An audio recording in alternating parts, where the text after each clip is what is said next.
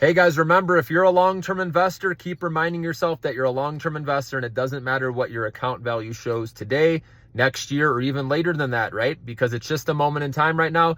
If you don't need that money to live on and your plan was to keep holding long, then just keep on doing that, guys. And your portfolio will look a lot better down the road, guys.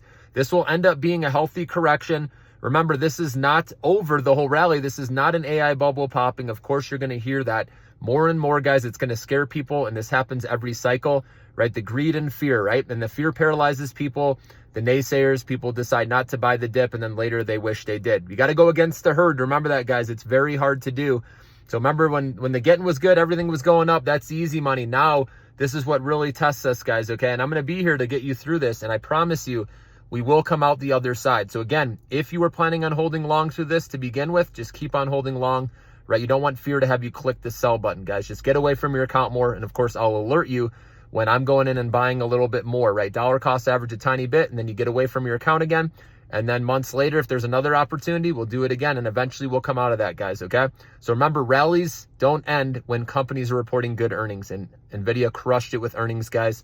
They raised their guidance higher than anyone expected. Demand is clearly higher than supply. So the key here is stay away from those companies that have higher debt, especially, obviously the companies that are burning cash or have profitability nowhere in sight. We know those are the stocks that have been getting hit the hardest, right? So there's going to be winners and losers, like you've been hearing me say for a while.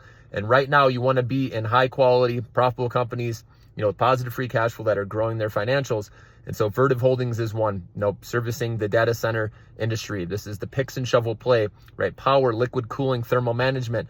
Companies like this do not have to take on debt, right? They're not overspending. Those are the stocks you can look at, and they're going to keep doing well, guys, over time. So that's just one, of many, okay? So just keep the long-term point of view. Remember, it's just a moment in time. Doesn't matter what our account value shows right now.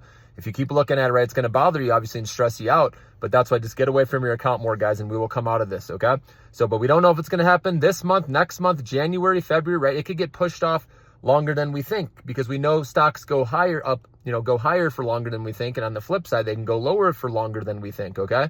So you got to be patient. If you got to be a super long-term investor, or the other option is doing the quick in and out scalp trades, which you guys know I've been doing off of oversold levels, okay, especially stocks with fresh positive news.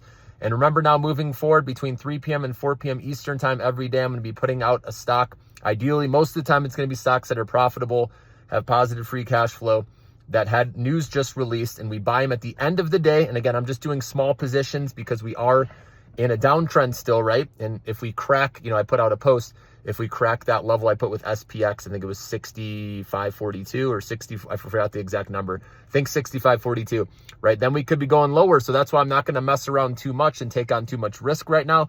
So small positions, again, with quality names, buying them at the end of the day and then selling them the next morning. And you can, whether you want to do it in pre-market or when the market opens, that's up to you. But history has shown with the S&P 500, again, the profitable companies, that this has outperformed, buying in the morning and selling later in the day. So that's what I'm going to be doing, guys. So stay tuned for that. But anyways, guys, enjoy your weekend. Remember, there's more to life than the stock market. Don't let the market control you, okay? And do something you love and spend time with friends and family. That's what it's all about, guys. Have a great weekend.